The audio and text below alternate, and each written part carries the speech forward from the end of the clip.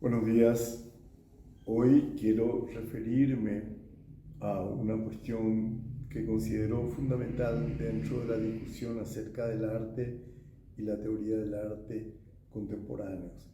Y es lo que se refiere al aspecto poético de la creación. Y hablo poético en sentido amplio, no involucra obviamente solamente la literatura, sino el aspecto propiamente de creación. Creación se basa en la palabra poiesis, que es justamente eso, el acto de sacar algo, de crear algo. Entonces, Sócrates relacionaba la poiesis con el parto, ¿no? Porque es el hecho de dar a luz algo que no estaba.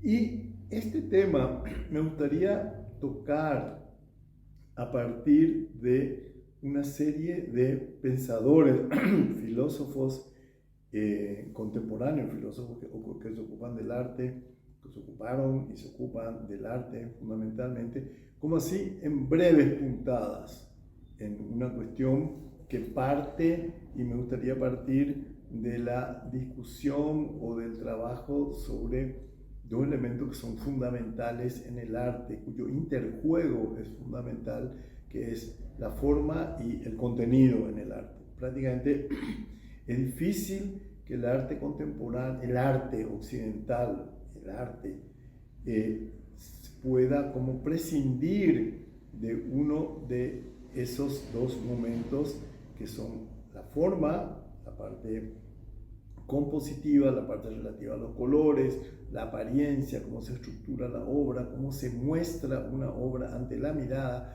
y los contenidos que podríamos decir que son los mensajes, que son los significados, que son el juego de significaciones de una obra. Uno es cómo se dice, es lo formal, estamos simplificando, y qué se dice se refiere al ámbito de los contenidos. En el arte occidental, y sobre todo en la teoría del arte occidental, existe una dificultad inicial basada en la diferencia que se establece ya en Platón entre lo sensible y lo inteligible, entre lo perteneciente al ámbito de los sentidos en general, lo que aparece ante la sensibilidad y que juega con la imagen, lo que aparece, y lo inteligible, que es el concepto, que es la serie de formulaciones racionales, intelectuales, el pensamiento ordenado acerca de aquello que se expresa. Hoy podríamos decir incluso en el arte siempre que son fundamentales la imagen y el concepto. Ninguna de estas dos cuestiones puede faltar en ninguna obra de arte. La imagen, que es el juego de la apariencia o la aplicación a los sentidos, y el concepto, que se refiere al proyecto de la obra, al planteamiento, a las ideas que están en juego, y en última instancia una visión del mundo más o menos racional o no, que se manifiesta a través del arte. ¿Qué pasa? Que los antiguos ya distinguían entre el momento estético y el poético del arte.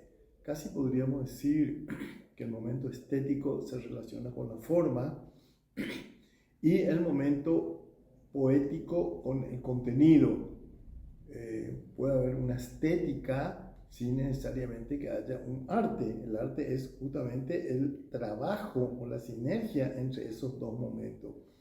Puede ser una alfombra persa muy linda, una alfombra en general, o una decoración, puede ser estética, un crepúsculo estético, una ropa cualquiera, un elemento puede tener un elemento estético, pero no existe en esos casos un elemento poético, es decir, un elemento de inquietud que renueva la necesidad de plantearse el sentido del mundo o de las cosas o de la experiencia, o que tenga alguna reverberación o una resonancia en el pensamiento. Entonces, ¿qué pasa? en la complejización, digamos, de la experiencia humana del mundo. ¿Qué ocurre? Que muchos elementos, sí, son, reitero, puramente estéticos y hay como un riesgo contemporáneo siempre de que el arte sea fundamentalmente estético y a veces termine en lo puramente estético y deje de lado el momento poético, que es el momento de creación, el momento de poesía, el momento de la significación. Casi a mí me gusta jugar con lo que podría parecer un poco un juego de palabras, que entre el arte podríamos decir que es una manipulación, en el sentido de un trabajo con los sentidos, todos los sentidos, de la vista, del tacto, del gusto, de todos los sentidos, para incrementar el sentido. Y acá usamos en sentidos distintos ese término sentido, una acepción que tiene que ver con un horizonte de significaciones a los cuales remite o debe remitir el arte. Entonces tenemos esos dos elementos. Cuando se habla de estético, en general se está refiriendo al momento formal, a la apariencia, a la apelación, a lo que involucra la sensibilidad y el momento poético, el momento poiesis, se refiere a la carga de significaciones que moviliza la obra, significaciones que tienen el problema que son siempre, están siempre en proceso, siempre rodando, siempre remitiendo unos a otros. No existe un momento de descanso para el proceso de significación, sino que es un momento continuamente fluido que va remitiendo unos a otros. Quizá lo que llamamos el sentido sea ese horizonte o esa línea de significaciones, pero nunca un significado estable. Porque si el arte remitiera a un solo significado, quedaría preso en la univocidad del sentido, quedaría transparentado, y que es lo peor que puede ser una obra, quedar explicada, explicitada y sin ninguna posibilidad de un momento, digamos, de misterio, de un momento de opacidad que requiere la obra para provocar una experiencia más densa y más tensa, más intensa del mundo. Cuando hablamos de mundo nos referimos sobre todo al ámbito de las significaciones de un mundo, ¿verdad? Puede ser un mundo casi diría personal, el mundo social o el mundo, como momento de pandemia, que quizá como nunca tuvimos una experiencia de globalización, de globo entero, como es vernos afectados por un mismo riesgo y una misma amenaza, ¿no? ¿Qué sucede? Que el momento de poético supone un vacío. ¿Por qué? Porque requiere una disponibilidad de significaciones. Si los significados están ya dichos de antemano, fijados, entonces no tenemos un momento de creación. Porque por eso el enemigo mayor del arte es la obviedad, son los lugares comunes, son los significados instituidos, ya anclados, que no significan un replanteamiento de la significación. El arte lo que hace es poner en duda las cosas para que puedan aumentar o incrementar sus resonancias continuas de significaciones. Por eso hay un momento de vacío, hay un momento de negación, hay un momento de sospecha. El arte está una puesta en sospecha de la estabilidad del mundo y sus significados claros, por los cuales en ese momento es un momento de negatividad. Por eso se habla de que el arte siempre tiene un momento negativo, no necesariamente negativo en un sentido pesimista, destructivo exactamente, sino de que está negando la completud de las cosas, está negando que las cosas, lo dicho por el mundo, sea algo ya clausurado en su significación y que tenga una traducción clara, obvia y literal. Lo literal es enemigo del arte. ¿Qué ocurre con Platón decía, se establece una dicotomía entre el momento sensible e inteligible. ¿Por qué? Porque hay una dualidad entre materia y espíritu, entre cuerpo y alma, entre contenido y forma. Están planteados de manera binaria, dicotómica. Entonces, ¿qué ocurre? Que hoy, cuando se discute fundamentalmente el hecho de que haya una escisión cortante entre esos dos momentos, se cuesta como salir o zafar de esa escisión que existe en la plataforma del pensamiento del arte, y siempre el arte se encuentra atrapado, sobre todo los discursos sobre el arte, ¿verdad?, en esa dicotomía, en esa división entre lo sensible y lo inteligible, la forma, el contenido, si quieren, imagen, idea, etc. Es la estética contemporánea como pensamiento sobre el arte arrastra ese pecado original de una división entre los aspectos materiales y espirituales o corporales, ideales, si se quiere, ¿verdad?, que continuamente están teniendo que pagar su tributo en una ruptura doble y una disyunción continua en el arte. En el siglo XVIII vamos al siglo XVIII, después retrocedemos un minuto. En el siglo XVIII se hereda ese dualismo, ¿verdad? Primero con Kant, que vamos a ver enseguida, comenzamos con Hegel, pero se historiza, ya no es más ese dualismo. Vamos a referirnos al dualismo como nombramos al comienzo, entre lo inteligible y lo sensible, o entre lo estético y lo poético, digamos. Esa división se mantiene, pero se historiza, ya no tiene un carácter idealista, trascendental, metafísico puro como tenía en Platón, aunque sigue esa división, ese lastre metafísico. Lo metafísico fundamentalmente es aquello que concibe como que las cosas están ya terminadas, concluidas, y tiene una significación estable, que está fijada por los dioses, por Dios, por la historia, por el destino del hombre, su carácter universal y absoluto, o lo que sea. Pero hay como una fijeza en la significación. Hegel dice que yo sepa la única definición de arte. Hegel dice: el arte es la manifestación sensible del espíritu.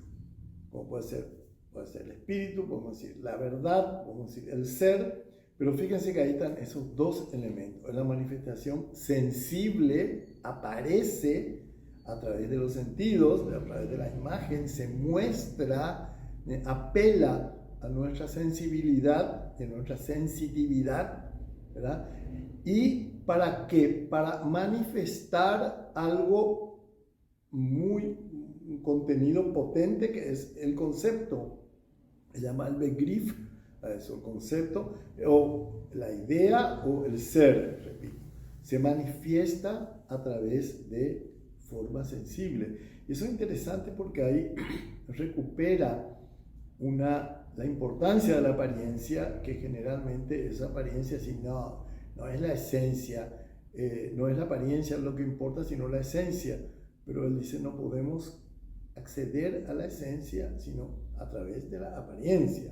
Y él sabe que la apariencia es un terreno engañoso, como él dice, veleta, que son imágenes que son y no son, que muestran y que ocultan. Y ese es el terreno del arte, justamente: mostrar, ocultar, esconder, jugar con el engaño y la verdad para intensificar mejor algunas verdades que no pueden ser atrapadas y no pueden ser cosificadas en ninguna obra posible. Y ese hecho de escurrimiento, ese hecho resbaladizo del significado, es lo que da como la intensidad de una obra y su crecimiento siempre. Hegel habla de la muerte del arte justamente porque llegará un momento en que el concepto, el Begriff, le va a superar a la imagen, Y en ese momento es muy parecido al arte conceptual, casi se cumplió la profecía hegeliana, la que nunca fue expuesta en esos términos, pero su concepto era ese. Un paso más adelante, Kant como retoma el concepto platónico trascendental, idealista, de un objeto que tiene como una realidad o una verdad trascendental superior, ¿verdad? Y en ese sentido continúa una idealización de la forma del arte, pero en Kant, en su intento de saldar esa división entre lo estético y lo poético, tiene dos vías. La primera vía, que es muy importante para todo el pensamiento contemporáneo, aunque sea el inicio de la modernidad, Kant habla de la cosa en sí. Él dice que nosotros conocemos los fenómenos a través de las categorías que tenemos ya clavadas en la cabeza por seres humanos. Así como las abejas ven el mundo de una manera, los felinos de otra, o los humanos vemos de una manera, que son las categorías, fundamentalmente el tiempo y el espacio. Pero hay varias categorías y que son como una rejilla. Entonces, lo que nosotros vemos no son como son las cosas en sí, sino lo que permiten vernos nuestras categorías, que son categorías perceptuales, nuestro esquema de percepción. Entonces, ahí está su famoso dicho de que si viéramos el mundo con anteojos rosados, el mundo sería rosado. Veríamos de color rosa, pero nunca sabríamos realmente cómo es en sí. Y eso se llama la cosa en sí, das Ding an sich, la cosa en sí misma, fuera de todo aparataje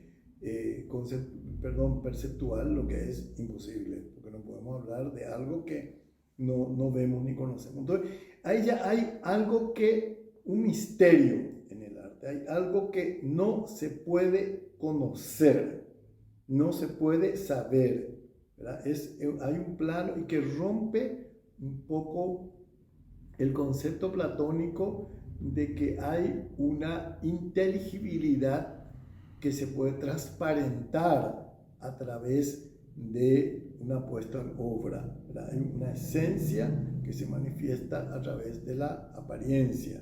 En ese caso, esa esencia no puede ser del todo manifestada, ¿verdad? Eso es. Y otro momento que Kant establece una diferencia entre lo bello y lo sublime. La belleza es aquello que produce una satisfacción por la armonía de los elementos dispares.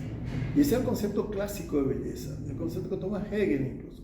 Un objeto, una obra tiene que tener proporción, tiene que tener simetría, tiene que tener equilibrio y tiene que tener sentido de unidad.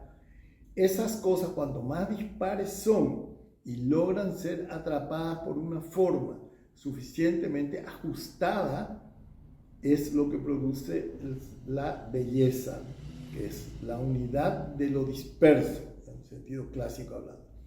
Y eso es lo que produce posteriormente una mirada canónica de la belleza. La belleza es aquello que puede ser medido, puede ser cuantificado, tiene como determinadas notas que tienen que ser cumplidas, un sentido de proporción. Acuérdense de las proporciones incluso en la representación del cuerpo humano que luego Da Vinci, que antes Da Vinci como expresa muy bien y trasciende con su arte, pero está clavado ahí esa posibilidad de fijar proporciones en las cosas. Y luego toda la cuestión canónica, el canon academicista, que el arte puede ser conocido totalmente, puede ser la belleza, puede ser casi medida en sus proporciones para determinar su justeza en una obra llamada plenamente bella. Pero Kant abre una puerta de costadito y habla de lo sublime. Lo sublime es aquello que porque tiene un contenido, digamos, tan grande, no hay forma que pueda soportar plenamente y como desfonda la forma, ¿verdad? La forma no puede cargarse, rompen los costurones del armazón formal, estético formal, porque lo sublime va más allá. Lo sublime bien podemos relacionar con la cosa en sí, que él mismo propugna, o con lo real de Lacan, que es aquello que no puede ser conocido, esa zona oscura. Siempre hay un momento que el arte se enfrenta con un remanente de incognoscibilidad que produce perturbación, por una parte, pero también produce un enriquecimiento de la experiencia y produce como un desafío a la alerta del ser humano de ver el mundo más complejamente y con las opacidades, los velos, las postergaciones. Entonces salta un poquito para atrás, en el siglo XVII, Leibniz había encontrado una figura que se vuelve fundamental en todo el pensamiento sobre el arte. Es una figura incómoda, molesta, y que es el no sé qué, el je ne sais quoi en francés. Es como cuando nosotros decimos esa persona tiene un no sé qué que la vuelve interesante, intrigante o incluso negativa. O esta cosa tiene un algo que no sé bien qué es, que me atrae, pero no puedo definir qué es. Y ese es un plus que se agrega al arte, ¿verdad? Que hace que no pueda ser plenamente definido. Y es como una basurita molesta porque está impidiendo, cuando la estética entra a formar parte de la filosofía, entra por una parte de pleno conocimiento, que es la parte inteligible, pero una parte confusa, difusa, que es la parte de los sentimientos, la parte de los sentidos, la parte de lo indefinible, la parte del yo no sé qué, ¿verdad? No sé qué, tiene algo ahí que me atrae, me inquieta, podemos llamar el punctum en Barthes, se relaciona con el aura en Benjamin, ¿verdad? Pero todos encuentran que hay un núcleo de oscuridad, un grupo de negatividad en ese sentido que nombré anteriormente, que impide que las cosas coincidan consigo mismo y puedan ser reducidas a una dimensión categorial, puedan ser reducidas a categorías, puedan ser estadísticamente consideradas, pueden ser llenadas como en formulario acerca de lo que es el objeto del arte, cosa que es totalmente lo opuesto, porque el arte justamente es la operación que está poniendo en discusión el binarismo de lo que es y no es. El arte puede ser y no ser, puede estar y no estar, y justamente en ese juego entre las dos orillas es donde se juega su intensidad y su potencia mayor. Es lo que permite que el arte tenga reflejos continuos de significación y es en última instancia la poesía. Incluso la poesía, la literatura, un poema, no da así las claves ordenadas del lenguaje, sino que es justamente cuando el lenguaje comienza a trastrabillar, comienza como a descomponerse y permita que afloren, aunque sea relampagueantes, verdades que no pueden ser reducidas por el intelecto. Por eso Nietzsche hablaba de la galla ciencia, que es la literatura o el arte en última instancia, y él hablaba como un discurso ebrio, que el arte es como un discurso que no termina de ser completamente consciente porque tiene un aspecto de obnubilación que es lo que está guardando o velando posibilidades de recambio de significación, o sea, poiesis. Michel Dufresne es un filósofo francés que tiene un dictum así que yo repito mucho porque me parece sumamente claro, que dice que el arte es el heraldo de un mensaje imposible. O sea que el arte está dando un mensaje, pero ese mensaje no termina de ser descifrado. Y en ese hecho de decir algo con la suficiente fuerza que no termina de ser decodificado, descifrado, entendido completamente, ese balbuceo de la significación precisamente remite la posibilidad de más significaciones. No es que esté en contra de la significación, está en contra de la significación establecida, pero no en contra de un vuelo, una disparada de significaciones, que es lo que Deleuze, ya que estamos citando a varios autores, habla, por ejemplo, de líneas de fuga contra un pensamiento molar, que es un pensamiento establecido, instituido. El arte justamente lo que hace, no solo el arte, el pensamiento creativo, crítico, es lanzar líneas de fuga, dice, como que se disparan desde ahí como posibilidades de lecturas otras que no pueden ser atrapadas por ese cuerpo molar que es instituido, que es lo duro, es lo estático, es lo metafísico, si quieren ustedes llamar. Lacan tiene como... es un filósofo extremadamente difícil, pero tiene como facilita una tríada que él llama, que según él es el eje de su pensamiento, que es la diferencia entre lo real, lo simbólico y lo imaginario. Lo simbólico es aquello que está establecido, que se puede comprender, son las leyes, los códigos, el lenguaje claro, la representación transparente, que es absolutamente fundamental en muchos niveles. En el nivel jurídico, por ejemplo, el lenguaje, los símbolos tienen que estar perfectamente codificados. En un lenguaje científico también, las fórmulas científicas son la ultracodificación, porque no existe posibilidades de que haya una vacilación y una ambigüedad. Si digo una fórmula H2O o protóxido de hidrógeno, es agua, no hay ninguna confusión posible, la gente puede morir envenenada por un error a ese nivel. Ese es un nivel, el simbólico. Lo real es aquello que no puede ser simbolizado, no puede ser sujeto a fórmula, ni explicado, ni transparentado, ni conocido, pero actúa con mucha fuerza. El inconsciente, por ejemplo, pertenece al ámbito de lo real, lo traumático, lo que no sabemos qué es, pero está ahí demandando un espacio en nuestras vidas.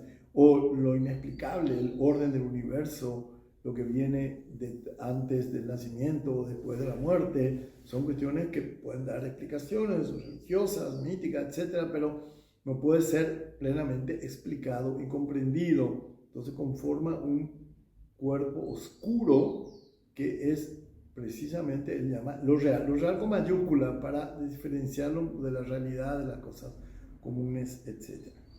Pero lo simbólico no puede llegar a lo real, porque precisamente lo real es aquello que es renuente a la simbolización, no se deja atrapar por las palabras, las categorías, en ningún orden posible.